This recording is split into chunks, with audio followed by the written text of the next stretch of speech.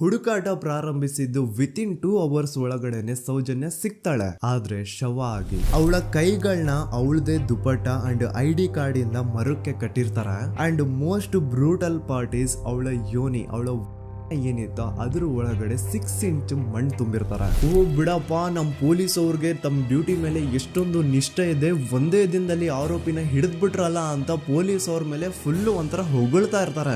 ಆದ್ರೆ ಪಾಪ ಜನರಿಗೆ ಎಲ್ಲಿ ಗೊತ್ತಿತ್ತು ಈ ಕೇಸ್ ನ ರಿಯಲ್ ಆರೋಪಿ ಬೇರೆ ಯಾರೋ ಇದಾರೆ, ಪೊಲೀಸ್ ಅವರೇ ಈ ಕೇಸ್ ನ ಮಿಸ್ಲೀಡ್ ಮಾಡೋದಕ್ಕೆ ಸುಮ್ನೆ ಸಂತೋಷ್ನ ಅರೆಸ್ಟ್ ಮಾಡಿದ್ದಾರೆ ಅಂತ. ಪೊಲೀಸ್ ಅವರು ಈ ಕೇಸ್ ಅಲ್ಲಿ ಕರಪ್ಟ್ ಆಗಿದ್ದಾರೆ, ಪೊಲೀಸ್ ಅವರೇ ಸತ್ಯ ಮುಚ್ಚಿಡ್ಲಿಕ್ಕೆ ಟ್ರೈ ಮಾಡ್ತಿದ್ದಾರೆ. ಹಾಗಾಗಿ ಈ ಕೇಸ್ ನ ಇನ್ಮುಂದೆ ಪೊಲೀಸ್ ಅವರಲ್ಲದೆ CBI ಅವರು ಇನ್ವೆಸ್ಟಿಗೇಷನ್ ಮಾಡಬೇಕು, ಈ ಕೇಸ್ ನ CBI ಒಪ್ಸಿ ಅಂತ ಅಗೇನ್ ಪ್ರೊಟೆಸ್ಟ್ ಗಳು ಸ್ಟಾರ್ಟ್ ಆಗ್ತವೆ. ಸೌಜನ್ಯ ಕೇಸ್ ಒಂದೇ ಅಲ್ಲ, ನಾರಾಯಣ ಹಾಗೂ ಯಮುನಾ ಕೇಸಲ್ಲೂ, ವೇದವಲ್ಲಿ ಕೇಸಲ್ಲೂ, ಆ ಬ್ಯಾಂಕ್ ಮ್ಯಾನೇಜರ್ ನ ಕೇಸಲ್ಲೂ ಹಾಗೂ ಪದ್ಮಲತಾ ಕೇಸಲ್ಲೂ ಸೀದಾ ಡೈರೆಕ್ಟ್ ಡೌಟ್ ಬರೋದೆ ಊರಿನ ಗೌಡ್ರ ಮೇಲೆ. ಸೌಜನ್ಯ ಕೇಸ್ ಬಿಟ್ಟು ಆ ಇನ್ನೊಂದು ಕೇಸ್ ಯಾವುದು, ಅದಕ್ಕೂ ಸಂತೋಷ್ಗೂ ಏನ್ ಸಂಬಂಧ, ಅದ್ರಲ್ಲಿ ಯಾಕೆ ಸಂತೋಷ್ನ ಪೊಲೀಸ್ ಅವರು ಫಿಟ್ ಮಾಡಿದ್ರು ಅಂತ ಪ್ರತಿಯೊಂದು ಹೇಳ್ತೀನಿ.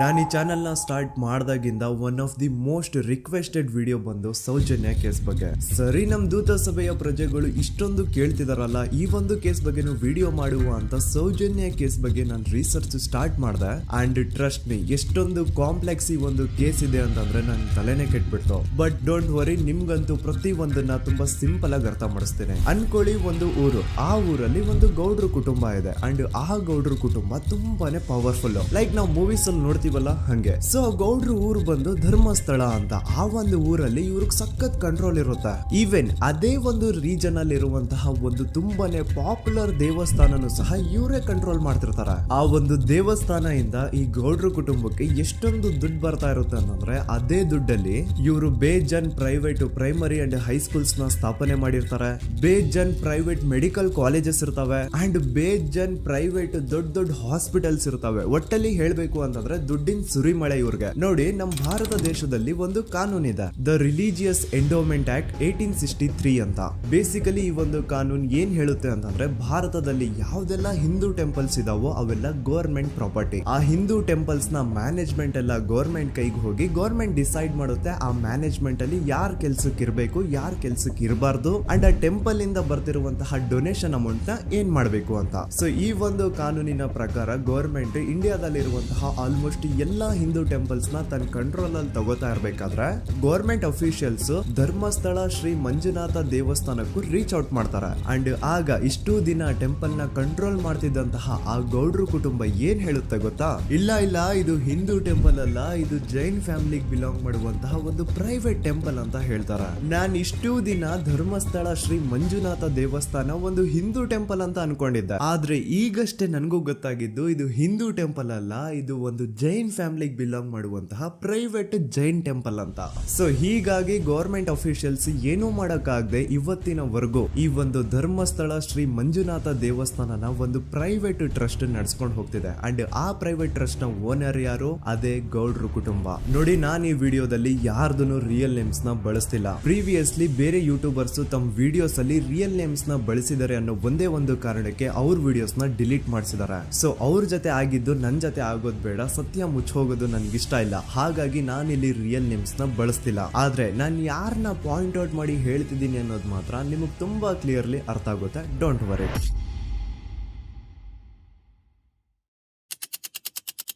ದಿನಾಂಕ 9/10/2012. A very normal day for everyone except Soujanya.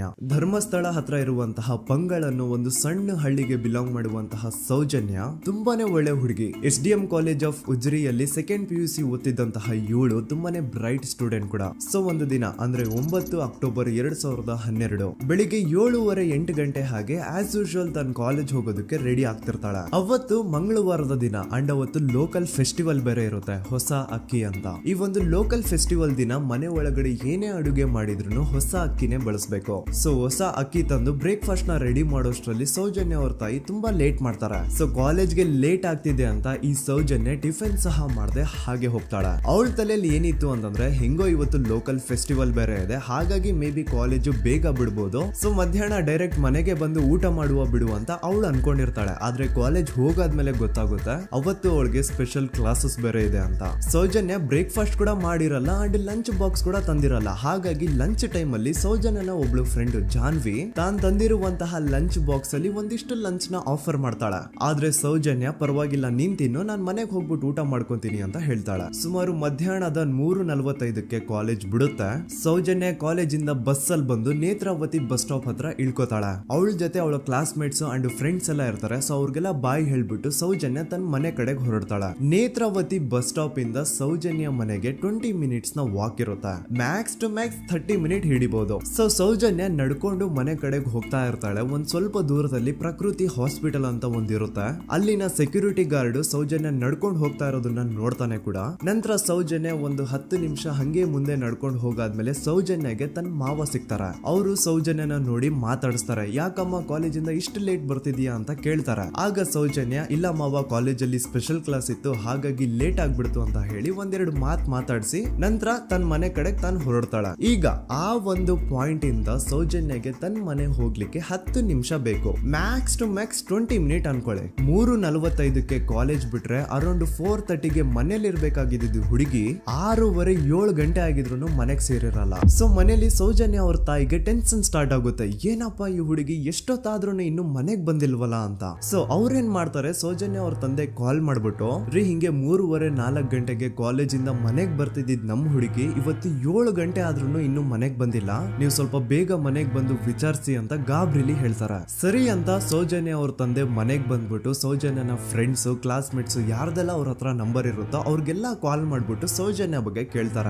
ನಮ್ ಹುಡುಗಿ ಏನಾದ್ರು ನಿಮ್ ಮನೆಗ್ ಬಂದಿದ್ದಾಳ ಅಮ್ಮ ಅಂತ. ಆದ್ರೆ ಸೌಜನ್ಯನ ಫ್ರೆಂಡ್ಸ್ ಅಂಡ್ ಕ್ಲಾಸ್ ಮೇಟ್ಸ್ ಎಲ್ಲ ಇಲ್ಲ ಅಂಕಲ್ ನಮ್ಮ ಮನೆಗಂತೂ ಸೌಜನ್ಯ ಏನು ಬಂದಿಲ್ಲ, ಅವಳು ಬಸ್ ಸ್ಟಾಪ್ ಇಂದ ಸೀದಾ ನಿಮ್ ಮನೆ ಕಡೆಗೇನೆ ಹೊರಟ್ಲಲ್ವಾ, ಯಾಕೆ ಇನ್ನೂ ಬಂದಿಲ್ವಾ ಅಂತ ಕೇಳ್ತಾರ. ಆಗ ಸೌಜನ್ಯ ಅವ್ರ ತಂದೆ ಇಲ್ಲಮ್ಮ ಬಂದಿಲ್ಲ ಹಾಗಾಗಿನೇ ಕಾಲ್ ಮಾಡಿರೋದು ಅಂತ ಹೇಳಿ ಕಾಲ್ ಕಟ್ ಮಾಡ್ತಾರ. ದೆನ್ ಸೌಜನ್ಯ ಅವ್ರ ತಂದೆ ಸೌಜನ್ಯ ಅವ್ರ ಮಾವ ಕಾಲ್ ಮಾಡ್ತಾರ. ಅಳಿಯ ಎಲ್ಲಿದ್ಯಾ, ನನ್ ಮಗಳು ಇನ್ನು ಮನೆಗ್ ಬಂದಿಲ್ಲ, ನೀನೇನಾದ್ರೂ ಅವಳನ್ನ ನೋಡ್ದ ಅಂತ ಕೇಳ್ತಾರ. ಆ ಕಡೆಯಿಂದ ಅವರು ಸೌಜನ್ಯನ ಮಾವ ಹೇಳ್ತಾರೆ, ಹ್ಞೂ ನಾನ್ ನೋಡ್ದೆ, 4:15 ಹಾಗೆ ಆ ಹುಡುಗಿ ಕಾಲೇಜಿಂದ ಬರ್ಬೇಕಾದ್ರೆ ನನಗ್ ಕಾಣಿಸಿದ್ಲು, ನಾನ್ ಸ್ವಲ್ಪ ಮಾತಾಡ್ದೆ ಅವಳ ಹತ್ರ, ಅದಾದ್ಮೇಲೆ ಅವಳು ಮನೆ ಕಡೆ ಹೋದ್ಲಲ್ಲ, ಯಾಕೆ ಇನ್ನೂ ಬಂದಿಲ್ವಾ ಅಂತ ಅವರೇ ಉಲ್ಟಾ ಕ್ವಶನ್ ಕೇಳ್ತಾರ. ಈ ಕಡೆ ಸೌಜನ್ಯ ಅವ್ರ ತಂದೆ ಇಲ್ಲ 7 ಗಂಟೆ ಆದ್ರೂ ಮಗು ಇನ್ನು ಮನೆಗ್ ಬಂದಿಲ್ಲ, ನಮ್ಗೆ ಯಾಕೋ ತುಂಬಾ ಗಾಬರಿ ಆಗ್ತಿದೆ, ನೀನೊಂದ್ ಕೆಲ್ಸ ಮಾಡು, ನಮ್ಮವ್ರನ್ನೆಲ್ಲ ಸೇರ್ಸು, ಎಲ್ರೂ ಸೇರಿ ಹುಡುಕುವ ಅವಳನ್ನ ಅಂತ ಸುಮಾರು ರಾತ್ರಿ 7 ಗಂಟೆಯಿಂದ ಹಿಡಿದು 11 ಗಂಟೆವರೆಗೂ ಸೌಜನ್ಯನ ಮನೆಯವರು ಅಂಡ್ ಊರಿನ ಜನ 200-300 ಜನ ಸೇರ್ಕೊಂಡು ಸೌಜನ್ಯನ ಹುಡುಕ್ತಾರೆ. ಆದ್ರೆ ಸೌಜನ್ಯನ ಒಂದು ಸುಳಿವು ಸಿಗಲ್ಲ. ಸೊ ಕೊನೆಗೆ ಸಹಾಯ ಕೇಳ್ತಾ ರಾತ್ರಿ 11 ಗಂಟೆ ಹಾಗೆ ಸೌಜನ್ಯನ ತಂದೆ ತಾಯಿ ಅಂಡ್ ಊರಿನ ಜನ ಎಲ್ಲ ಬೆಳ್ತಂಗಡಿ ಪೊಲೀಸ್ ಸ್ಟೇಷನ್ ಹತ್ರ ಹೋಗ್ತಾರ. ಅಲ್ಲಿ ಪೊಲೀಸ್ ಅವ್ರ ಹತ್ರ ಕಾಲೇಜ್ ಹೋಗಿದ್ ನಮ್ ಹುಡುಗಿ ಇಷ್ಟೊತ್ತಾದ್ರೂ ಇನ್ನು ಮನೆಗ್ ಬಂದಿಲ್ಲ, ಎಷ್ಟು ಹುಡುಕಿದ್ರು ಸಿಗ್ತಾ ಇಲ್ಲ, ಸೊ ಪ್ಲೀಸ್ ಒಂದು ಮಿಸ್ಸಿಂಗ್ ರಿಪೋರ್ಟ್ ನ ಫೈಲ್ ಮಾಡಿ ನಮ್ ಹುಡುಗಿನ ಹುಡುಕೊಡಿ ಅಂತ ಕೇಳ್ಕೊತಾರ. ಆದ್ರೆ ಪೊಲೀಸ್ ಅವರು ಒಪ್ಪಲ್ಲ. ಇಲ್ಲ ಯಾವುದೇ ಪರ್ಸನ್ ಮಿಸ್ಸಿಂಗ್ ಆದ್ರೆ ಆಫ್ಟರ್ 24 ಅವರ್ಸ್ ಆದ್ಮೇಲೆ ರಿಪೋರ್ಟ್ ಫೈಲ್ ಮಾಡಕ್ಕಾಗೋದು. ಸೊ ನೀವ್ ಒಂದ್ ಕೆಲ್ಸ ಮಾಡಿ, ಈಗ ಮನೆಗ್ ಹೋಗಿ ನಾಳೆ ಬೆಳಿಗ್ಗೆವರೆಗೂ ನೋಡಿ, ನಾಳೆ ಬೆಳಿಗ್ಗೆವರೆಗೂ ನಿಮ್ ಮಗಳು ನಿಮ್ ಮನೆಗ್ ಬಂದಿಲ್ಲ ಅಂತಂದ್ರೆ ಆಗ ಬಂದ್ಬಿಟ್ಟು ಮಿಸ್ಸಿಂಗ್ ರಿಪೋರ್ಟ್ ನ ಫೈಲ್ ಮಾಡಿಸಿ ಅಂತ ಹೇಳಿ ಕಳಿಸ್ತಾರ. ಆಗ ಆಲ್ಮೋಸ್ಟ್ ಮಿಡ್ ನೈಟ್ ಆಗಿರೋದ್ರಿಂದ ಅಂಡ್ ಮಳೆ ಬೇರೆ ತುಂಬಾ ಜೋರಾಗಿ ಬರ್ತಾ ಇರುತ್ತೆ. ಸೊ ಈ ಸಿಚುವೇಶನ್ ಅಲ್ಲಿ ಸೌಜನ್ಯನ ಹುಡುಕ್ಲಿಕ್ಕೆ ಆಗಲ್ಲ. ನಾಳೆ ಬೆಳಿಗ್ಗೆ ಸೇರ್ಕೊಂಡು ಅಗೇನ್ ಎಲ್ರು ಸೌಜನ್ಯನ ಹುಡುಕುವ ಅಂತ ಸೌಜನ್ಯನ ಮನೆಯವರು ಅಂಡ್ ಊರಿನ ಜನ ಎಲ್ರು ತಮ್ಮ ಮನೆಗೆ ಹೋಗ್ಬಿಡ್ತಾರ. ನೆಕ್ಸ್ಟ್ ದಿನ ಅಂದ್ರೆ 10 ಅಕ್ಟೋಬರ್ 2012 ಬುಧವಾರದ ದಿನ ಬೆಳಿಗ್ಗೆ 10 ಗಂಟೆ ಹಾಗೆ ಸೌಜನ್ಯನ ಮನೆಯವರು ಅಂಡ್ ಊರಿನ 200-300 ಜನ ಸೇರ್ಕೊಂಡು ಅಗೇನ್ ಸೌಜನ್ಯಗೋಸ್ಕರ ಹುಡುಕಾಟ ಸ್ಟಾರ್ಟ್ ಮಾಡ್ತಾರ. ಹುಡುಕಾಟ ಪ್ರಾರಂಭಿಸಿದ್ದು ವಿತಿನ್ 2 ಅವರ್ಸ್ ಒಳಗಡೆನೆ ಸೌಜನ್ಯ ಸಿಗ್ತಾಳೆ. ಆದ್ರೆ ಶವ ಆಗಿ ಆ 200-300 ಊರಿನ ಜನ ಎಲ್ಲ ಸೇರ್ಕೊಂಡು ಏನ್ ಸೌಜನ್ಯನ ಹುಡುಕ್ತಾ ಇದ್ರು ಅದರಲ್ಲಿ ಯಾರೋ ಒಬ್ರಿಗೆ ಸೌಜನ್ಯನ ಮನೆಯಿಂದ ಕೇವಲ 10 ನಿಮಿಷ ದೂರದಲ್ಲಿರುವಂತಹ ಒಂದು ಹಳ್ಳನ ದಡದಲ್ಲಿ ಸೌಜನ್ಯನ ಮೃತದೇಹ ಸಿಗುತ್ತಾ. ಈಗ ಸತ್ತಿರುವಂತಹ ಸೌಜನ್ಯನ ಡೆಡ್ ಬಾಡಿ ಯಾವ ಒಂದು ಕಂಡೀಷನ್ ಅಲ್ಲಿ ಇತ್ತು ಅಂತ ಹೇಳ್ತೀನಿ, ಸ್ವಲ್ಪ ಗಮನ ಇಟ್ಟು ಕೇಳಿಸ್ಕೊಳ್ಳಿ. ಅವಳ ಕೈಗಳನ್ನ ಅವಳದೇ ದುಪಟ್ಟ ಅಂಡ್ ID ಕಾರ್ಡ್ ಇಂದ ಮರಕ್ಕೆ ಕಟ್ಟಿರ್ತಾರ. ಅವಳ ಬಾಡಿ ಎಲ್ಲ ನೇಕೆಡ್ ಇರುತ್ತೆ, ಮೈ ಮೇಲೆ ಸರಿಯಾದ ಬಟ್ಟೆ ಇರಲ್ಲ, ಮೈ ಮೇಲೆ ಮಲ್ಟಿಪಲ್ ಕಟ್ ಮಾರ್ಕ್ಸ್ ಇರುತ್ತೆ, ತುಂಬಾ ಜೋರಾಗಿ ಹೊಡೆದಿರುವಂತಹ ಗಾಯಗಳು ಮೈ ಮೇಲೆ ಎದ್ದು ಕಾಣಿಸ್ತಿರ್ತವೆ. ಅವಳ ರಿಪ್ಸ್ ಎದೆ ಭಾಗದ ಮೂಳೆಗಳೆಲ್ಲ ಮುರಿದು ಹೋಗ್ಬಿಟ್ಟಿರ್ತವೆ. And most brutal part is ಅವಳ ಯೋನಿ, ಅವಳ ಏನಿತ್ತು ಅದ್ರ ಒಳಗಡೆ 6 ಇಂಚ್ ಮಣ್ಣು ತುಂಬಿರ್ತಾರೆ. ಆ ಬಾಡಿ ಕಂಡೀಷನ್ ನ ನೋಡಿದಾದ್ಮೇಲೆ ಒಂದಂತೂ ತುಂಬಾ ಕ್ಲಿಯರ್ ಆಗಿ ಅರ್ಥ ಆಗುತ್ತೆ, ಅವಳನ್ನ ಯಾರೋ ತುಂಬಾ ಫೋರ್ಸ್ಫುಲಿ ಮಾಡಿ ನಂತರ ನಿರ್ದಯವಾಗಿ ಸಾಯಿಸಿದ್ದಾರೆ ಅಂತ. ಇಲ್ಲಿ ಕ್ರಿಮಿನಲ್ಸ್ ನ ಬುದ್ಧಿವಂತಿಕೆ ನೋಡಿ ಪೊಲೀಸ್ ಅವ್ರಿಗೆ ಏನೂ ಸುಳಿವು ಸಿಗ್ಬಾರ್ದು ಅಂತ ಅವಳ ಯೋನಿ ಒಳಗಡೆ 6 ಇಂಚ್ ಅಷ್ಟು ಮಣ್ಣು ತುಂಬ ಹೋಗಿರ್ತಾರೆ. ಸೊ ದೆನ್ ಪೊಲೀಸ್ ಅವ್ರಿಗೆ ವಿಷಯ ಗೊತ್ತಾಗುತ್ತೆ. ಅವರು ಸ್ಪಾಟ್ ಗೆ ಬಂದು ಸೌಜನ್ಯನ ಬಾಡಿನ ರಿಕವರ್ ಮಾಡಿ ಆ ಒಂದು ಸ್ಪಾಟ್ ನ ಕಂಪ್ಲೀಟ್ ಸೀಸ್ ಮಾಡ್ತಾರ. ಒಬ್ಳು ಸಾಮಾನ್ಯ ಮಿಡಲ್ ಕ್ಲಾಸ್ ಹುಡುಗಿ, ಒಬ್ಳು ವೆರಿ ಬ್ರೈಟ್ ಸ್ಟೂಡೆಂಟ್ ನ ಈ ಮಟ್ಟಿಗೆ ಇಷ್ಟು ನಿರ್ದಯವಾಗಿ ಸಾಯಿಸಿರೋದು ಯಾರು? ಇನ್ ಕೇಸ್ ಏನಾದ್ರೂ ಈ ಕ್ರೈಮ್ ಮಾಡಿದವನು ಸಿಕ್ಕಿ ಬಿದ್ರೆ ಅವನ್ನ ಸುಮ್ನೆ ಬಿಡಬಾರ್ದು ಅಂತ ಜನ ಆಕ್ರೋಶ ವ್ಯಕ್ತಪಡಿಸ್ತಾರೆ. ಅಂಡ್ ಗೆಸ್ ವಾಟ್, ನಮ್ ಪೊಲೀಸ್ ಅವರು ಇಷ್ಟೊಂದು ಫಾಸ್ಟ್ ಆಗಿ ಇನ್ವೆಸ್ಟಿಗೇಷನ್ ಕಂಪ್ಲೀಟ್ ಮಾಡ್ತಾರೆ ಅಂತ ನಾನಂತೂ ಎಕ್ಸ್ಪೆಕ್ಟ್ ಮಾಡಿರ್ಲಿಲ್ಲ. ಅಂಡ್ ಈವನ್ ಈ ಒಂದು ವಿಷಯದಿಂದ ಊರಿನ ಜನನು ಶಾಕ್ ಆಗ್ತಾರೆ. ಸೌಜನ್ಯ ಬಾಡಿ ಸಿಕ್ಕಿದ್ದ ನೆಕ್ಸ್ಟ್ ದಿನ ಅಂದ್ರೆ 11 ಅಕ್ಟೋಬರ್ 2012 ಸಂಜೆ 5 ಗಂಟೆ ಹಾಗೆ ಯಾರು ಸೌಜನ್ಯನ ಮರ್ಡರ್ ಮಾಡಿದ್ನೋ ಆ ಕ್ರಿಮಿನಲ್ ಕೂಡ ಸಿಕ್ಕಿ ಬೀಳ್ತಾನೆ. ಈಗ ನೀವು ಥಿಂಕ್ ಮಾಡ್ಬೋದು, ಸೌಜನ್ಯನ ಯಾರು ಮರ್ಡರ್ ಮಾಡಿದ್ರು ಅಂಡ್ ಯಾರ ಕ್ರೈಮ್ ನ ಮಾಡಿದ್ರು ಅವನು ನೆಕ್ಸ್ಟ್ ದಿನಾನೇ ಸಿಕ್ಕಿ ಬಿದ್ದ. ಹಾಗಿದ್ರೆ ಈ ಕೇಸ್ ಯಾವಾಗ್ಲೂ ಕ್ಲೋಸ್ ಆಗ್ಬಿಡ್ಬೇಕಿತ್ತು. ಆದ್ರೂ ಸ್ಟಿಲ್ ಇವತ್ತಿನ ದಿನವರೆಗೂ ಯಾಕೆ ಈ ಕೇಸ್ ಪದೇ ಪದೇ ನ್ಯೂಸ್ ಅಲ್ಲಿ ಬರುತ್ತೆ ಅಂದ್ರೆ, ನಮ್ ದೂತ ಸಭೆಯ ಪ್ರಜೆಗಳೇ ರೆಡಿ ಆಗಿ, ಆರೋಪಿ ಸಿಕ್ಕಾದ್ಮೇಲೆ ಈ ಕೇಸು ಕ್ಲೋಸ್ ಆಗಿಲ್ಲ. ಆಕ್ಚುಲಿ ಈ ಕೇಸು ಓಪನ್ ಆಗಿದ್ದೆ ಈಗ.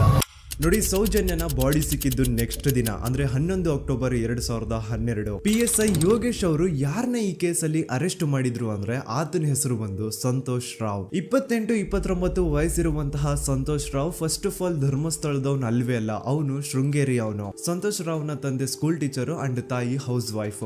ಸಂತೋಷ್ ಮೊದ್ಲಿಂದನೂ ಒಂದ್ ಸ್ವಲ್ಪ ಮೆಂಟಲಿ ಇಲ್ಲಿರೋದ್ರಿಂದ ಅವನಿಗೆ ವಿದ್ಯೆ ಬರಹ ಅನ್ನೋದು ತಲೆಗೆ ಹೋಗಿರಲ್ಲ. ಹಾಗಾಗಿ ಅವನು ಶೃಂಗೇರಿಯಲ್ಲಿ ಒಂದು ಹೋಟೆಲ್ ಅಲ್ಲಿ ಕೆಲಸ ಮಾಡ್ತಿರ್ತಾನೆ. ಮೆಂಟಲಿ ಅನ್ಸ್ಟೇಬಲ್ ಇದ್ರೂ ಸಹ ಈತನಿಗೆ ದೇವ್ರ ಮೇಲೆ ಬಹಳ ನಂಬಿಕೆ ಇರುತ್ತೆ. ಹಾಗಾಗಿ ತಿಂಗಳಿಗೆ ಒಮ್ಮೆ ಆದ್ರೂ, ಅಟ್ಲೀಸ್ಟ್ 2 ತಿಂಗಳಿಗೆ ಒಮ್ಮೆ ಆದ್ರೂ ಈತ ಯಾವ್ದಾದ್ರು ಒಂದು ಪುಣ್ಯಕ್ಷೇತ್ರಕ್ಕೆ ವಿಸಿಟ್ ಮಾಡಿ ಬರ್ತಿರ್ತಾನೆ. ಹಾಗೇನೆ ಈ ಸತಿನೂ ಸಹ ಈತ ಧರ್ಮಸ್ಥಳಕ್ಕೆ ಬಂದಿರ್ತಾನೆ. ಇವನು ಧರ್ಮಸ್ಥಳಕ್ಕೆ ಬಂದಿದ್ದು ದಿನಾಂಕ 9 ಅಕ್ಟೋಬರ್ 2012. ಈ ದಿನಾಂಕನ ಸ್ವಲ್ಪ ನೋಟ್ ಮಾಡಿ ಇಟ್ಕೊಳ್ಳಿ, ಯಾಕಂತಂದ್ರೆ ಮುಂದೆ ಈ ಕೇಸಲ್ಲಿ ಇದೇ ಮೇಜರ್ ಟರ್ನಿಂಗ್ ಪಾಯಿಂಟ್. ಸೊ ಸೌಜನ್ಯನ ಡೆತ್ ಆಗಿಂತ ಒಂದು ದಿನ ಹಿಂದೆ ಧರ್ಮಸ್ಥಳಕ್ಕೆ ಬಂದಿರುವಂತಹ ಸಂತೋಷ್ ರಾವ್ಗೆ ಎಲ್ಲೂ ಉಳ್ಕೊಳ್ಳಿಕ್ಕೆ ಹೋಟೆಲ್ ಅಲ್ಲಿ ಅಥವಾ ಲಾಡ್ಜ್ ಅಲ್ಲಿ ರೂಮ್ ಸಿಗಲ್ಲ. ರೀಸನ್ ಇಷ್ಟೇ, ಸಂತೋಷ್ ರಾವ್ ನೋಡ್ಲಿಕ್ಕೆ ಸ್ವಲ್ಪ ಮೆಂಟಲಿ ಅನ್ಸ್ಟೇಬಲ್ ಪರ್ಸನ್ ತರ ಇರ್ತಾನೆ. ಅವನ ಅವತಾರ, ಅವನ ವೇಷಭೂಷಣ ಅಷ್ಟು ಸರಿ ಇರಲ್ಲ. ಹಾಗಾಗಿ ಇವನ್ಗೆ ಯಾವುದೇ ಒಂದು ಹೋಟೆಲ್ ಅಲ್ಲಿ ಅಥವಾ ಲಾಡ್ಜ್ ಅಲ್ಲಿ ಎಲ್ಲಿನೂ ರೂಮ್ ಸಿಗಲ್ಲ. ಸೊ ಉಳ್ಕೊಳ್ಳೋಕೆ ಜಾಗ ಸಿಗದೆ ಇವನೇನ್ ಮಾಡ್ತಾನೆ, ಅಲ್ಲೇ ಹತ್ರದಲ್ಲಿರುವಂತಹ ಬಾಹುಬಲಿ ಬೆಟ್ಟಕ್ಕೆ ಹೋಗಿ ಅಲ್ಲಿರುವಂತಹ ಬಾಹುಬಲಿ ಸ್ಟ್ಯಾಚು ಹತ್ರನೇ ಆಶ್ರಯ ತಗೊಳ್ತಾನೆ. ಅಂಡ್ 1-2 ದಿನ ಅವನು ಅಲ್ಲೇ ಉಳ್ಕೋತಾನೆ ಕೂಡ. ಡೇ ಟೈಮ್ ಅಲ್ಲಿ ಧರ್ಮಸ್ಥಳಕ್ಕೆ ಬಂದು ಧರ್ಮಸ್ಥಳ ಶ್ರೀ ಮಂಜುನಾಥ ದೇವಸ್ಥಾನದಲ್ಲಿದ್ದು ಅಲ್ಲೇ ಪ್ರಸಾದ ಊಟ ಎಲ್ಲ ಮಾಡಿ ನಂತರ ನೈಟ್ ಆಗ್ತಿದ್ದಂಗೆ ಬಾಹುಬಲಿ ಬೆಟ್ಟಕ್ಕೆ ಹೋಗಿ ಆ ಸ್ಟ್ಯಾಚು ಹತ್ರನೇ ಮಲ್ಕೊಳ್ತಿರ್ತಾನೆ. ಸೊ ಒಂದು ದಿನ ಅಂದ್ರೆ 11 ಅಕ್ಟೋಬರ್ 2012 ಸಂಜೆ 5 ಗಂಟೆ ಹಾಗೆ ಈ ಸಂತೋಷ್ ರಾವ್ ತನ್ನ ಪಾಡಿಗೆ ತಾನು ಆ ಬೆಟ್ಟದ ಮೇಲೆ ಕೂತ್ಕೊಂಡು ಸೀನರೀಸ್ ನ ಎಂಜಾಯ್ ಮಾಡ್ತಾ ಇರಬೇಕಾದ್ರೆ ಯಾರೋ ಅದೇ ಊರಿನ 5 ಜನ ಕಿಡಿಗೇಡಿಗಳು ಬಂದು ಇವನ್ ಹತ್ರ ಜಗಳ ತೆಗಿತಾರ. ಈ 5 ಜನ ಯಾರು ಅಂತ ನಂತರ ಹೇಳ್ತೇನೆ. ಸೊ ಈ 5 ಜನ ಕಿಡಿಗೇಡಿಗಳು ಸಂತೋಷ್ ರಾವ್ ಹತ್ರ ಜಗಳ ತೆಗೆದು ಅವನ್ನ ಅವಾಚ್ಯ ಶಬ್ದಗಳಿಂದ ಬೈದು ಅವನ್ನ ಹೊಡೆದು, ಅಷ್ಟೇ ಸಾಲದೆ ಆ 5 ಜನ ಸಂತೋಷ್ ರಾವ್ನ ಪೊಲೀಸ್ ಸ್ಟೇಷನ್ಗೆ ಎಳ್ಕೊಂಡ್ ಬಂದು ಇವನು ನಾವು ಬಾಹುಬಲಿ ಬೆಟ್ಟಕ್ಕೆ ಅಂತ ಹೋಗಿದ್ರೆ ಅಲ್ಲಿ ನಮ್ಮ ಮೇಲೆ ಅಟ್ಯಾಕ್ ಮಾಡ್ದ, ಇವ್ನು ನೋಡ್ಲಿಕ್ಕೂ ಸಹ ಒಳ್ಳೆ ಸೈಕೋ ಕಿಲ್ಲರ್ ಇದ್ದಂಗಿದಾನೆ, ನಮ್ಗೆ ಯಾಕೋ ನಿನ್ನೆ ನಮ್ಮೂರಲ್ಲಿ ನಡೆದಿರುವಂತಹ ಘಟನೆ ಆ ಸೌಜನ್ಯನ ಮರ್ಡರ್ ಇವನೇ ಮಾಡಿದಾನೆ ಅಂತ ಡೌಟ್ ಬರ್ತಿದೆ ಅಂತ ಆ 5 ಜನ ಕಿಡಿಗೇಡಿಗಳು ಸಂತೋಷ್ ರಾವ್ನ ಪೊಲೀಸ್ ಅವ್ರ ಹತ್ರ ಹಾಕೊಡ್ತಾರ. ಅಂಡ್ ಪೊಲೀಸ್ ಅವರು ಕೂಡ ಎಂತವ್ರು ನೋಡಿ, ಯಾರೋ 5 ಜನ ಕಿಡಿಗೇಡಿಗಳು ಬಂದು ಇವನೇ ಕೊಲೆ ಮಾಡಿದಾನೆ ಅಂತ ಹೇಳಿದ ತಕ್ಷಣ ಹಿಂದೆ ಮುಂದೆ ಕ್ರಾಸ್ ಚೆಕ್ ಮಾಡದೆ ಸಂತೋಷ್ ರಾವ್ನ ಅರೆಸ್ಟ್ ಮಾಡಿ ಸೌಜನ್ಯ ಕೇಸ್ ನ ಆರೋಪಿ ಸಿಕ್ಕಿದಾನೆ ಅಂತ ಎಲ್ಲಾ ಕಡೆ ಘೋಷಣೆ ಮಾಡ್ಬಿಡ್ತಾರ. ಜನರಿಗೆ ಈ ಕಡೆ ಒಂಥರ ನೆಮ್ಮದಿ, ಓ ಬಿಡಪ್ಪ ನಮ್ ಪೊಲೀಸ್ ಅವ್ರಿಗೆ ತಮ್ಮ ಡ್ಯೂಟಿ ಮೇಲೆ ಎಷ್ಟೊಂದು ನಿಷ್ಠೆ ಇದೆ, ಒಂದೇ ದಿನದಲ್ಲಿ ಆರೋಪಿನ ಹಿಡಿದ್ಬಿಟ್ರ ಅಂತ ಪೊಲೀಸ್ ಅವ್ರ ಮೇಲೆ ಫುಲ್ ಒಂಥರ ಹೊಗಳ್ತಾ ಇರ್ತಾರೆ.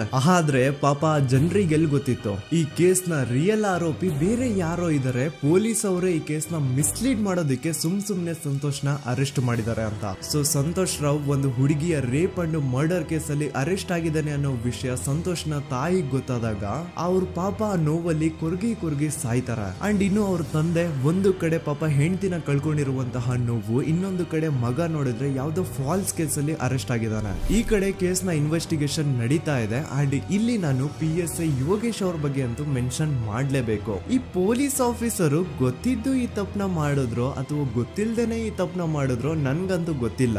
ಸೊ ಇವ್ರು ಏನ್ ಮಾಡ್ತಾರೆ ಅಂತಂದ್ರೆ, ಸೌಜನ್ಯನ ಬಾಡಿನ ಪೋಸ್ಟ್ ಮಾರ್ಟಮ್ ಗೆ ಕಳಿಸಿದಾಗ ಡಾಕ್ಟರ್ಸ್ ಹಂಗೋ ಹಿಂಗೋ ಮಾಡಿ ಇಂದ ಕೆಲವೊಂದು ಸ್ಪರ್ಮ್ ನ ಸ್ಯಾಂಪಲ್ಸ್ ಕಲೆಕ್ಟ್ ಮಾಡ್ತಾರೆ. ಅದನ್ನ ಅವರು PSI ಯೋಗೇಶ್ ಗೆ ಕೊಟ್ಟು ಇದನ್ನ ವಿತಿನ್ 72 ಅವರ್ಸ್ ಒಳಗಡೆ ಇನ್ನೊಂದು ಲ್ಯಾಬ್ ಗೆ ಸಬ್ಮಿಟ್ ಮಾಡಿ ಅಂತ ತುಂಬಾ ಕ್ಲಿಯರ್ ಆಗಿ ಹೇಳ್ತಾರೆ. ಆದ್ರೆ PSI ಯೋಗೇಶ್ ಆ ಸ್ಪರ್ಮ್ ಸ್ಯಾಂಪಲ್ಸ್ ನ ವಿತಿನ್ 72 ಅವರ್ಸ್ ಒಳಗಡೆ ಲ್ಯಾಬ್ ಕಳ್ಸೋದಿರ್ಲಿ, ಅದನ್ನ 12 ದಿನ ಆದ್ಮೇಲೆ ಲ್ಯಾಬ್ ಕಳಿಸ್ತಾರೆ. ಅಷ್ಟೊತ್ತಿಗೆ ಆಲ್ರೆಡಿ ಆ ಸ್ಪರ್ಮ್ ಸ್ಯಾಂಪಲ್ಸ್ ಗೆಲ್ಲ ಫಂಗಸ್ ಹಿಡಿದು ಅದು ಅನ್ಫಿಟ್ ಫಾರ್ ಟೆಸ್ಟಿಂಗ್ ಅಂತ ಬರುತ್ತೆ. ಈಗ ನೀವೇ ಹೇಳಿ, ಎಂತ ಡಂಬೆಸ್ಟ್ ಪರ್ಸನ್ ಪೊಲೀಸ್ ಆಫೀಸರ್ ಆಗಿದ್ರು ಅವನ ಹತ್ರ ಒಂದು ಮರ್ಡರ್ ಕೇಸ್ ಬಂದಾಗ ಅವನ ಹತ್ರ ಇರೋ ಮೇನ್ ಸಾಕ್ಷಿನೇ, ಮೇನ್ ಎವಿಡೆನ್ಸ್ ಆ ಹುಡುಗಿಯ ಕಲೆಕ್ಟ್ ಆಗುವಂತಹ ಸ್ಪರ್ಮ್ ಸ್ಯಾಂಪಲ್ಸ್. ಸೊ ಅದನ್ನ ಮೊದಲು ಲ್ಯಾಬ್ ಕಳಿಸಿ ಅದನ್ನ ಐಡೆಂಟಿಫೈ ಮಾಡೋದು ಪೊಲೀಸ್ ಅವರ ಫಸ್ಟ್ ಡ್ಯೂಟಿ. ಆದ್ರೆ ಇಲ್ಲಿ PSI ಯೋಗೇಶ್ ಅವರು ಇದನ್ನೇ ಮರ್ತು ಹೋದ್ರು ಅಂತ ನೋಡಿ. ಯಾವುದೇ ಒಂದು ಕೇಸ್ ಅಲ್ಲಿ ಪೊಲೀಸ್ ಅವರು ಆದಷ್ಟು ಎವಿಡೆನ್ಸ್ ನ ಕಲೆಕ್ಟ್ ಮಾಡೋದಕ್ಕೆ ಟ್ರೈ ಮಾಡ್ತಾರೆ.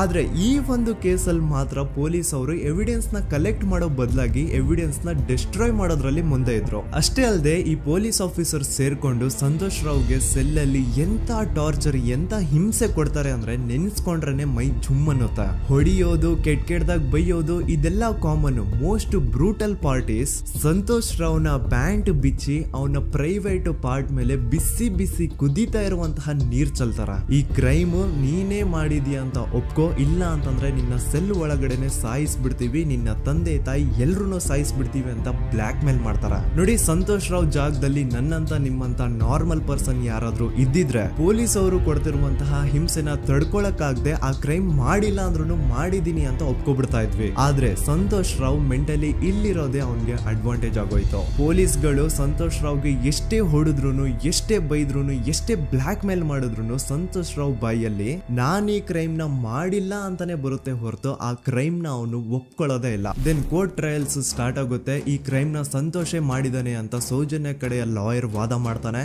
ಅದಕ್ಕೆ ಆಪೋಸಿಟ್ ಆಗಿ ಸಂತೋಷ್ ರಾವ್ ಕಡೆಯಿಂದ ಒಬ್ರು ಲಾಯರ್ ಇಲ್ಲ, ಸಂತೋಷ್ ರಾವ್ ಈ ಕ್ರೈಮ್ ನ ಮಾಡ್ಲಿಕ್ಕೆ ಸಾಧ್ಯನೇ ಇಲ್ಲ ಅಂತ ವಾದ ಮಾಡ್ತಿರ್ತಾರೆ. ಅಂಡ್ ಕೋರ್ಟ್ ಇಂದ ಆಚೆಗಡೆ ಸಂತೋಷ್ ರಾವ್ ನ ಅಗೇನ್ಸ್ಟ್ ಸ್ಟೂಡೆಂಟ್ಸ್ ಪ್ರೊಟೆಸ್ಟ್ ನಡೆಯುತ್ತೆ, ಪಬ್ಲಿಕ್ ಪ್ರೊಟೆಸ್ಟ್ ನಡೆಯುತ್ತೆ. ಅರೆಸ್ಟ್ ಆಗಿರುವಂತಹ ಸಂತೋಷ್ ರಾವ್ಗೆ ಗಲ್ಲಿಗೇರಿಸ್ರಿ ಅಂತ ಅವ್ರು ಡಿಮ್ಯಾಂಡ್ ಮಾಡ್ತಿರ್ತಾರೆ. ಸೊ ಹೀಗೆ ಒಂದು 2-3 ವರ್ಷ ಕಳೆದು ಹೋಗುತ್ತೆ. ನಂತರ ಒಂದು ಕೋರ್ಟ್ ಟ್ರಯಲ್ ಅಲ್ಲಿ ಸಂತೋಷ್ ರಾವ್ ಪರವಾಗಿ ಹೋರಾಡ್ತಿದ್ದಂತಹ ಲಾಯರ್ ಯಾಕೆ ಈ ಕೇಸ್ ಅಲ್ಲಿ ಸಂತೋಷ್ ಆರೋಪಿ ಅಲ್ಲ ಅಂತ ಪ್ರೂವ್ ಮಾಡ್ಲಿಕ್ಕೆ ಕೆಲವೊಂದು ಪಾಯಿಂಟ್ಸ್ ನ ಮುಂದೆ ಇಡ್ತಾರೆ. ಅದೇನಂತಂದ್ರೆ, ಮೊದಲನೇದಾಗಿ ಸಂತೋಷ್ ರಾವೇ ಈ ಕ್ರೈಮ್ ನ ಮಾಡಿದಾನೆ ಅಂತ ಒಬ್ರು ಒಂದು ಐ ವಿಟ್ನೆಸ್ ಇರಲ್ಲ. ಇನ್ನೊಂದೇನು ಅಂತಂದ್ರೆ, ಯಾವೊಂದು ಕಂಡೀಷನ್ ಅಲ್ಲಿ, ಯಾವೊಂದು ಬ್ರೂಟಲ್ ಕಂಡೀಷನ್ ಅಲ್ಲಿ ಸೌಜನ್ಯನ ಬಾಡಿ ಸಿಕ್ಕಿತ್ತೋ ಅದನ್ನ ಗಮನದಲ್ಲಿಟ್ಕೊಂಡು ಸ್ವಲ್ಪ ಪ್ರಾಕ್ಟಿಕಲ್ ಆಗಿ ಥಿಂಕ್ ಮಾಡಿದ್ರೆ ಆ ಒಂದು ಭೀಕರ ಕ್ರೈಮ್ ನ ಒಬ್ನೇ ಮಾಡ್ಲಿಕ್ಕೆ ಸಾಧ್ಯನೇ ಇಲ್ಲ. ಇನ್ನೊಂದು ಪಾಯಿಂಟ್ ಏನು ಅಂತಂದ್ರೆ, ಸೌಜನ್ಯನ ಇಂದ ಪೊಲೀಸ್ ಅವ್ರಿಗೆ ಯಾವುದೇ ಸ್ಪರ್ಮ್ ಸ್ಯಾಂಪಲ್ ಸಿಗ್ಬಾರ್ದು ಅಂತ 6 ಇಂಚು ಅಷ್ಟು ಮಣ್ಣು ಹಾಕಿರ್ತಾರ. ಸೊ ಈಗ ನೀವೇ ಹೇಳಿ, ಮೆಂಟಲಿ ಇಲ್ಲಿರುವಂತಹ ಪರ್ಸನ್ಗೆ ಇಷ್ಟೊಂದು ಬುದ್ಧಿವಂತಿಕೆ ಇರುತ್ತಾ?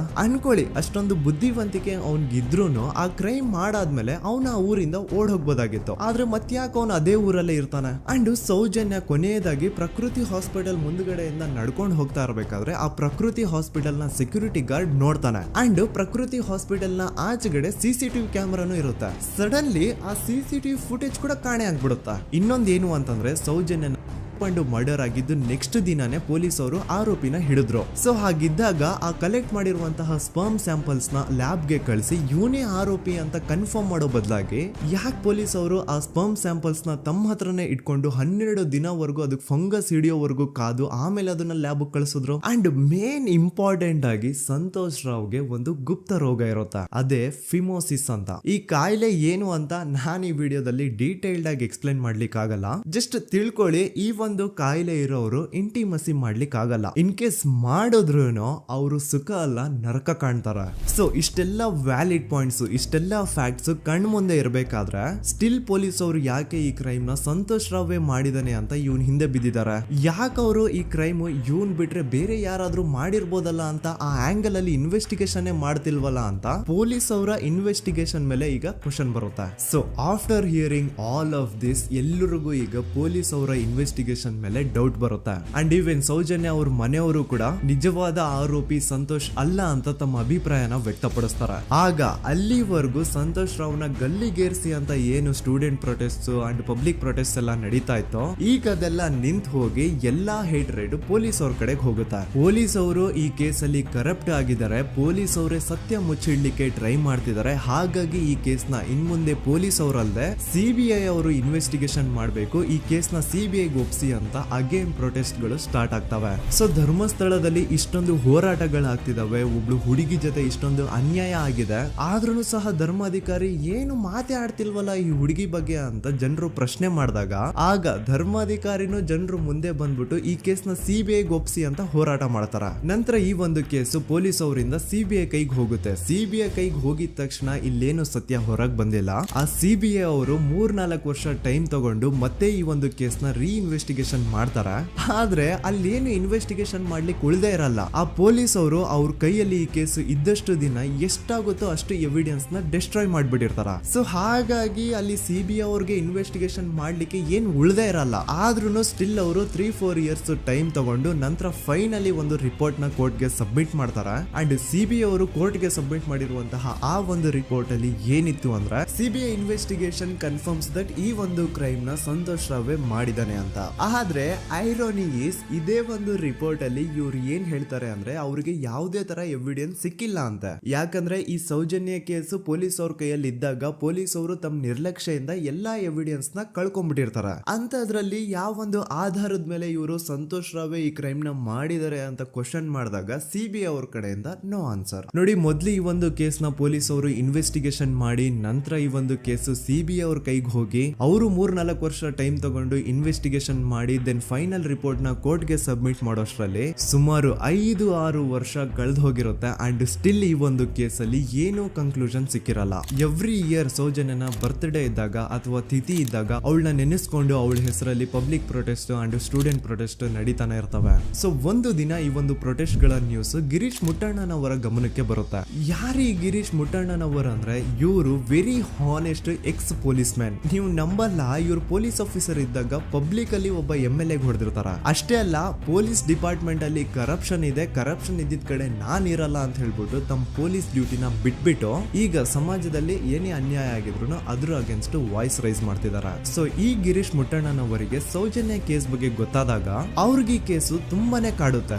ಅಲ್ಲ, ಇಷ್ಟೊಂದು ವರ್ಷಗಳಾಗೋಯ್ತು ಆ ಹುಡುಗಿ ಜೊತೆ ಅನ್ಯಾಯ ಆಗಿ, ಸ್ಟಿಲ್ ಈ ಒಂದು ಕೇಸ್ ನ ಕನ್ಕ್ಲೂಷನ್ ಸಿಕ್ತಿಲ್ವಲ್ಲ, ಏನ್ ನಡೀತಿದೆ ಧರ್ಮಸ್ಥಳದಲ್ಲಿ ಅರ್ಥ ಆಗ್ತಿಲ್ವಲ್ಲ ಅಂತ ಈ ಗಿರೀಶ್ ಅವರು ತಮ್ಮ ಹಳೆ ಪೊಲೀಸ್ ಕಾಂಟ್ಯಾಕ್ಟ್ಸ್ ನ ಯೂಸ್ ಮಾಡ್ಕೊಂಡು ಆ ಸೌಜನ್ಯ ಕೇಸ್ ಫೈಲ್ ನ ಒಂದು ಕಾಪಿನ ತಮ್ಮ ಹತ್ರ ತರಿಸ್ಕೋತಾರ. ಆ ಒಂದು ಕೇಸ್ ಫೈಲ್ ಅಲ್ಲಿ ಸೌಜನ್ಯ ಬಗ್ಗೆ ಅಷ್ಟೇ ಅಲ್ಲದೆ ಸಂತೋಷ್ ರಾವ್ ಬಗ್ಗೆನೂ ಇನ್ಫಾರ್ಮೇಶನ್ ಇರುತ್ತೆ. ಅಂಡ್ ಗಿರೀಶ್ ಅವರು ಸಂತೋಷ್ ಬಗ್ಗೆ ಇರುವಂತಹ ಇನ್ಫಾರ್ಮೇಶನ್ ನೋಡ್ತಾ ಇರ್ಬೇಕಾದ್ರೆ ಅವರು ಒಂದು ವಿಷಯನ ನೋಟಿಸ್ ಮಾಡ್ತಾರ.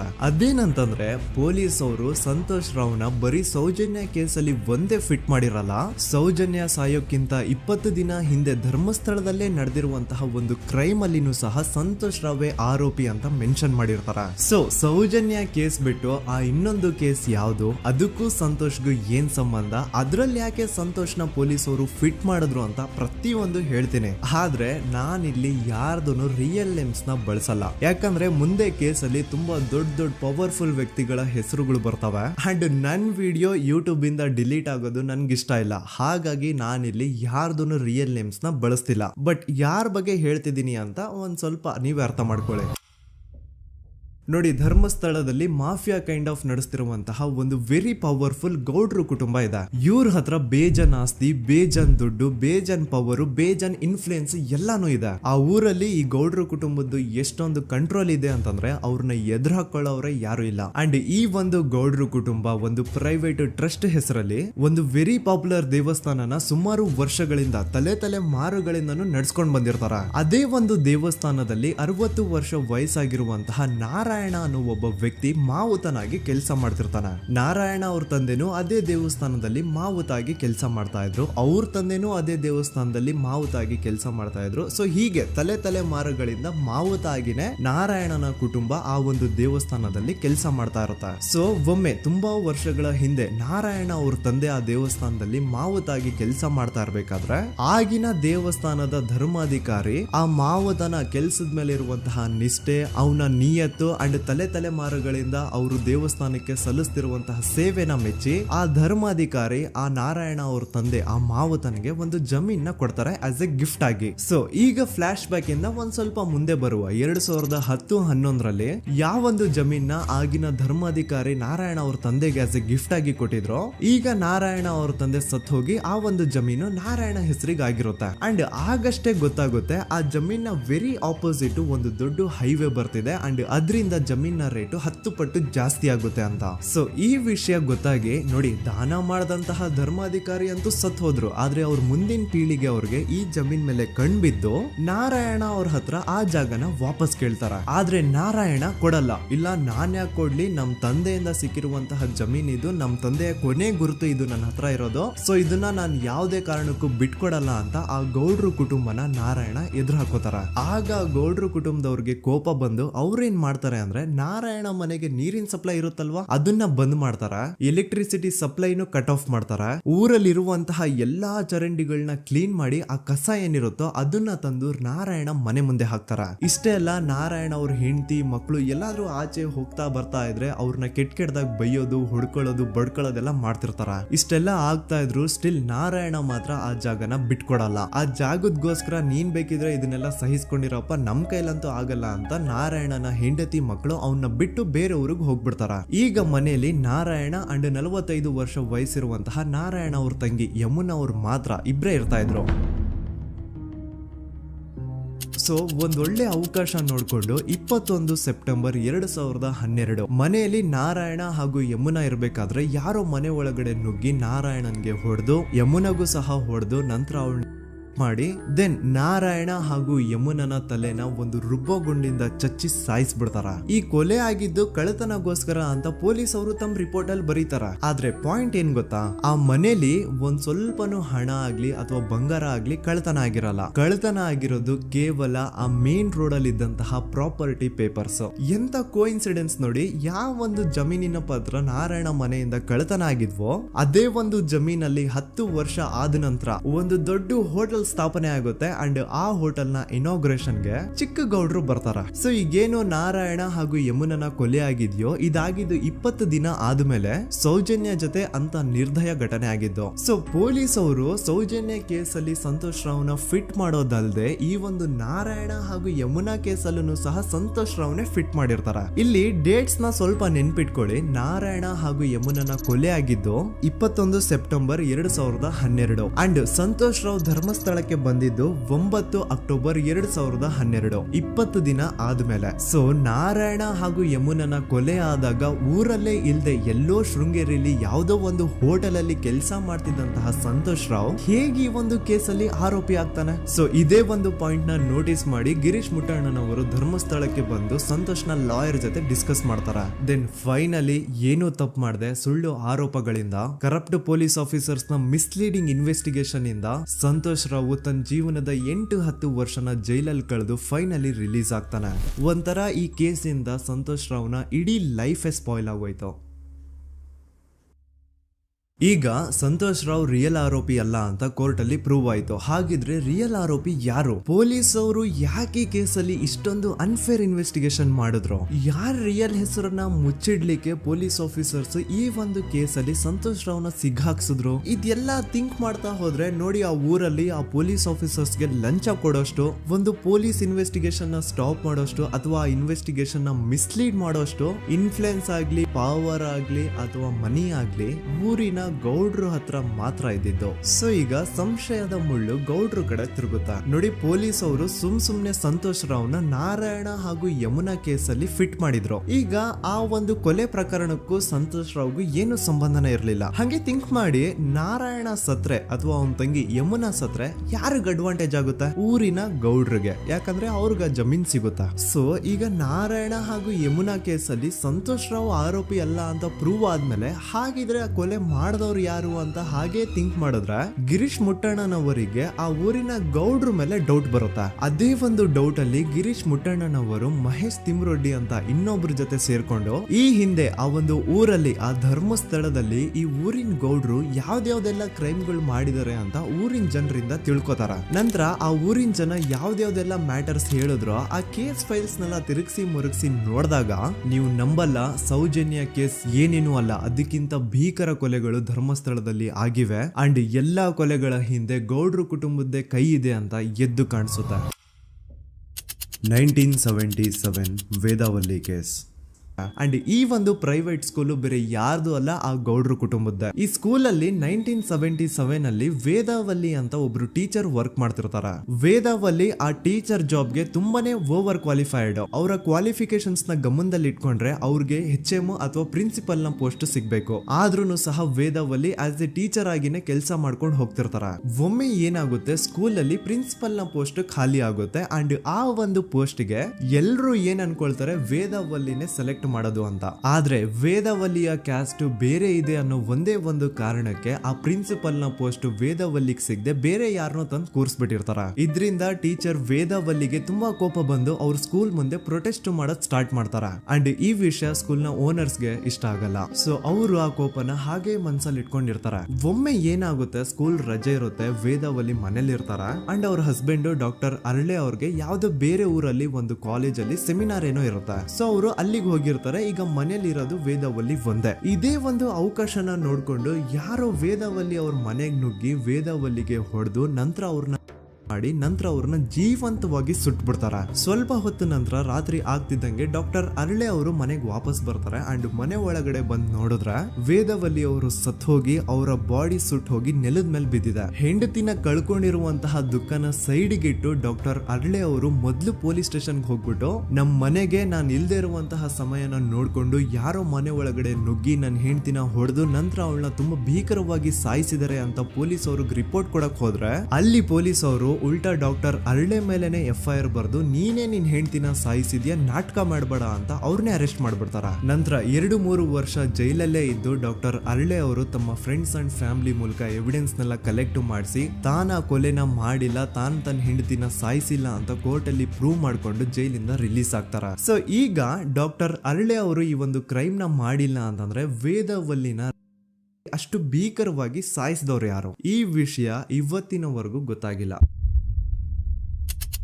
1986 ಅಲ್ಲಿ ನಡೆದಂತಹ ಪದ್ಮಲತಾ ಕೇಸ್. ಪದ್ಮಲತಾ ಅವ್ರ ತಂದೆ ಕಮ್ಯುನಿಸ್ಟ್ ಪಾರ್ಟಿನ ಲೀಡರ್ ಇರ್ತಾರೆ. ಅವ್ರ ರಿಯಲ್ ನೇಮ್ ಏನು ಅಂತ ನಮಗ್ ಗೊತ್ತಾಗಿಲ್ಲ, ಬಟ್ ಈ ವಿಡಿಯೋದಲ್ಲಿ ಅವ್ರ ಹೆಸರು ಲಕ್ಷ್ಮಣ್ ಅಂತ ಅನ್ಕೊಳ್ಳಿ. ಸೊ ಕಮ್ಯುನಿಸ್ಟ್ ಪಾರ್ಟಿನ ಲೀಡರ್ ಇರುವಂತಹ ಲಕ್ಷ್ಮಣ್ ಅವ್ರಿಗೆ ಊರಲ್ಲಿ ತುಂಬಾನೇ ಸಪೋರ್ಟ್ ಇರುತ್ತೆ, ಊರಿನ ಜನರ ಫೇವ್ರೇಟ್ ಇರ್ತಾರೆ ಇವರು. ಅಂಡ್ ಅದೇ ವರ್ಷ ಅಂದ್ರೆ 1986 ಅಲ್ಲಿ ಪಂಚಾಯತ್ ಎಲೆಕ್ಷನ್ ಬೇರೆ ಇರುತ್ತೆ ಅಂಡ್ ಎಲ್ರಿಗೂ ಗೊತ್ತಿತ್ತು ಲಕ್ಷ್ಮಣೆ ಗೆಲ್ಲೋದು ಅಂತ. ಆ ಪಂಚಾಯತ್ ಎಲೆಕ್ಷನ್ ಅಲ್ಲಿ ಲಕ್ಷ್ಮಣ್ ಆಪೋಸಿಟ್ ಗೌಡ್ರಿಗೆ ತುಂಬಾ ಬೇಕಾಗಿರೋರು ಒಬ್ರು ನಿಂತಿರ್ತಾರ ಅಂಡ್ ಅವ್ರಿಗೂ ಗೊತ್ತಿತ್ತು ಎಲೆಕ್ಷನ್ ಏನಾದ್ರು ಆದ್ರೆ ಲಕ್ಷ್ಮಣ ಎಲೆಕ್ಷನ್ ಅಲ್ಲಿ ಗೆಲ್ಲೋದು ಅಂತ. ಸೊ ಎಲ್ಲಿ ಸೋತೋಗ್ಬಿಡ್ತೀವೋ ಅನ್ನೋ ಭಯಕ್ಕೆ ಆ ಗೌಡ್ರು ಕಡೆ ಅವ್ರು ಏನ್ ಮಾಡ್ತಾರೆ, ಲಕ್ಷ್ಮಣ್ನ ಅಪ್ರೋಚ್ ಮಾಡಿ ಮುಚ್ಕೊಂಡು ಈ ಪಂಚಾಯತ್ ಎಲೆಕ್ಷನ್ ಅಲ್ಲಿ ನಿನ್ ನಾಮಿನೇಷನ್ ನ ಕ್ಯಾನ್ಸಲ್ ಮಾಡು ಅಂತ ವಾರ್ನಿಂಗ್ ಕೊಡ್ತಾರ. ಆದ್ರೆ ಲಕ್ಷ್ಮಣ್ ಅವರು ಅಂಜದೆ ನೀವ್ ಏನ್ ಮಾಡ್ತಿರೋ ಮಾಡ್ಕೊಳ್ರಿ, ಆದ್ರೆ ನಾನ್ ಮಾತ್ರ ನಾಮಿನೇಷನ್ ನ ಕ್ಯಾನ್ಸಲ್ ಮಾಡಲ್ಲ ಅಂತ ಆ ಗೌಡ್ರು ಕುಟುಂಬನ ಎದುರು ಹಾಕೋತಾರ. ದೆನ್ ಎಂತ ಕೋಇನ್ಸಿಡೆನ್ಸ್ ನೋಡಿ, ನೆಕ್ಸ್ಟ್ ಡೇನೆ ಲಕ್ಷ್ಮಣ್ ಅವ್ರ ಮಗಳು ಪದ್ಮಲತಾ ಕಿಡ್ನಾಪ್ ಆಗ್ತಾಳ. ಸುಮಾರು 56 ದಿನ ಅವಳನ್ನ ಯಾರೋ ಕಿಡ್ನಾಪ್ ಮಾಡ್ತಾರೆ ಅಂಡ್ ಆ 56 ದಿನ ಡೈಲಿ ಅವಳನ್ನ ಶೋಷಣೆ ಕೂಡ ಮಾಡ್ತಾರ. ನಂತರ 56 ದಿನ ಆದ್ಮೇಲೆ ಪದ್ಮಲತನ ಬಾಡಿ ನೇತ್ರಾವತಿ ನದಿಲಿ ತೇಲ್ತಾ ಸಿಗುತ್ತಾ. ಆಸ್ ಎಕ್ಸ್ಪೆಕ್ಟೆಡ್ ಈ ಕೇಸಲ್ಲೂ ಪೊಲೀಸ್ ಅವ್ರ ಕಡೆಯಿಂದ ಪ್ರಾಪರ್ ಇನ್ವೆಸ್ಟಿಗೇಷನ್ ಆಗಲ್ಲ ಅಂಡ್ ಯಾರ್ ಪದ್ಮಲತನ ಕಿಡ್ನಾಪ್ ಮಾಡಿದ್ರು, ಯಾರು ಅವಳನ್ನ 15 ದಿನವರೆಗೂ ಶೋಷಣೆ ಮಾಡಿ ನಂತರ ಅವಳನ್ನ ಅಷ್ಟು ಭೀಕರವಾಗಿ ಸಾಯಿಸಿದ್ರು ಅಂತ ಇವತ್ತಿನ ದಿನದವರೆಗೂ ಗೊತ್ತಾಗಿಲ್ಲ.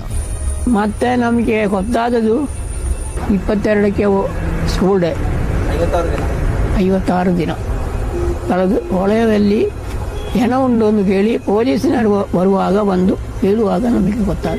ಅವರು ನನ್ನನ್ನು ಕರ್ಕೊಂಡೋಗಿ ಅಲ್ಲಿ ಹೋಗಿವೆ. ಇನ್ನೊಂದು ಲಾಸ್ಟ್ ಕೇಸ್ ಇದೆ, ಇದು ಅರ್ಲಿ 2000 ಅಲ್ಲಿ ನಡೆದಿರೋದು. ಇವ್ರದ್ದು ಅಷ್ಟಾಗಿ ಡೀಟೇಲ್ಸ್ ನಾನು ಹೇಳಲ್ಲ, ಜಸ್ಟ್ ಮೇಲ್ ಹೇಳ್ತೀನಿ. 2000 ಇಸ್ವಿಯಲ್ಲಿ ಧರ್ಮಸ್ಥಳದಲ್ಲಿ 2 ಫಿನಾನ್ಸ್ ಬ್ಯಾಂಕ್ ಇರ್ತಾವೆ. ಒಂದು ಅಗೇನ್ ರಿಯಲ್ ನೇಮ್ ತಗೊಳ್ಳೋದು ಬೇಡ, ಲೈಕ್ ಜಸ್ಟ್ ಸಹಕಾರ ಗ್ರಾಮೀಣ ಬ್ಯಾಂಕ್ ಅನ್ಕೊಳ್ಳಿ. ಅಂಡ್ ಇನ್ನೊಂದು ಬಂದ್ಬಿಟ್ಟು ಫೈನಾನ್ಸ್ ಪ್ರೈವೇಟ್ ಲಿಮಿಟೆಡ್ ಬಂದು ಗೌಡ್ರು ಕುಟುಂಬ ಅವ್ರಿಗೆ ಸೇರಿದ್ದು. ಆ ಕಡೆ ಇವ್ರ ಆಪೋಸಿಟ್ ಏನದು ಗ್ರಾಮೀಣ ಬ್ಯಾಂಕ್ ಇತ್ತು, ಅದರಲ್ಲಿ ಒಬ್ಬ ಮ್ಯಾನೇಜರು ಬಡವ್ರಿಗೆ ಸಹಾಯ ಆಗ್ಲಿ ರೈತರಿಗೆ ಸಹಾಯ ಆಗ್ಲಿ ಅಂತ ತುಂಬಾ ಕಡಿಮೆ ಬಡ್ಡಿಗೆ ಲೋನ್ ಕೊಡ್ತಿರ್ತಾನೆ. ಇದರಿಂದಾಗಿ ಧರ್ಮಸ್ಥಳದಲ್ಲಿ ಆಲ್ಮೋಸ್ಟ್ ಎಲ್ಲಾ ಕಸ್ಟಮರ್ಸ್ ಆ ಗ್ರಾಮೀಣ ಬ್ಯಾಂಕ್ ಕಡೆಗೆ ಹೋಗ್ತಿರ್ತಾರೆ, ಪ್ರೈವೇಟ್ ಲಿಮಿಟೆಡ್ ಕಡೆಗೆ ಯಾರು ಬರ್ತಿರಲ್ಲ. ಇದರಿಂದ ಗೌಡ್ರಿಗೆ ಲಾಸ್ ಆಗ್ತಿರುತ್ತಾ. ಸೊ ಅವ್ರೇನ್ ಮಾಡ್ತಾರೆ, ಆ ಗ್ರಾಮೀಣ ಬ್ಯಾಂಕ್ ನ ಮ್ಯಾನೇಜರ್ ಏನಿದ್ನೋ ಅವನ್ಗೆ ಒಂದು ಸ್ವೀಟ್ ವಾರ್ನಿಂಗ್ ಕೊಡ್ತಾರ, ಮುಚ್ಕೊಂಡು ಇನ್ಮೇಲೆ ಇಂದ ನಿನ್ ಲೋನ್ಸ್ ಕೊಡೋದನ್ನ ನಿಲ್ಸ್ಬಿಡು. ಇನ್ ಕೇಸ್ ಲೋನ್ ಕೊಟ್ರು ನಾವ್ ಯಾವ ಇಂಟ್ರೆಸ್ಟ್ ರೇಟ್ ಗೆ ಲೋನ್ ನ ಕೊಡ್ತಾ ಇದೀವೋ ಅದೇ ರೇಟ್ ಗೆ ನೀನು ಕೊಡುವ ಅಂತ ಫೋರ್ಸ್ ಮಾಡ್ತಾರ. ಆದ್ರೆ ಆ ಗ್ರಾಮೀಣ ಬ್ಯಾಂಕ್ ನ ಮ್ಯಾನೇಜರ್ ಇದ್ಯಾವುದನ್ನು ಕಿವಿಗೆ ಹಾಕೊಳ್ಳಾರ್ದೆ ಅವನ್ ಕೆಲಸ ಅವ್ನ್ ಮಾಡ್ಕೊಂಡು ಹೋಗ್ತಾನ.